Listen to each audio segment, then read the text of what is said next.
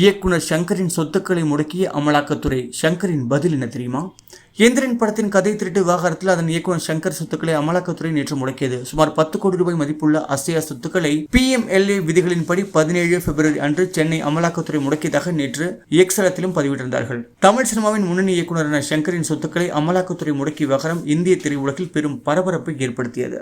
அமலாக்கத்துறை நடவடிக்கை குறித்து இயக்குனர் ஷங்கர் தற்போது விளக்கம் அளித்திருக்கிறார். அவர் தெரிவித்ததாவது: அசையா சொத்துக்கள் முடக்கம் தொடர்பாக அமலாக்கத்துறையிடம் இருந்து தகவல் எதுவும் இல்லை. எந்திரன் படம் தொடர்பான ஆதாரமற்ற குற்றச்சாட்டு அடிப்படையில் அமலாக்கத்துறை நடவடிக்கை எடுத்திருக்கிறது. அமலாக்கத்துறையின் தொடர் நடவடிக்கையால் மிகவும் வருத்தம் அடைகிறேன். குற்றச்சாட்டு தொடர்பாக உயர்நீதிமன்றம் முழுமையாக விசாரித்து தீர்ப்பளித்தது.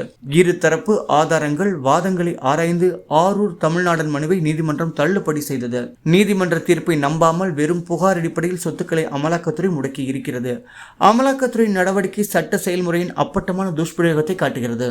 அதிகாரிகள் தங்களது நடவடிக்கையை மறுபரிசீலனை செய்வார்கள் என நம்புகிறேன். மறுபரிசீலனை செய்யவில்லை என்றால் அமலாக்கத்துறை உத்தரவை எதிர்த்து மேல்முறையீடு செய்வேன் என இயக்குனர் ஷங்கர் தெரிவித்திருக்கிறார்.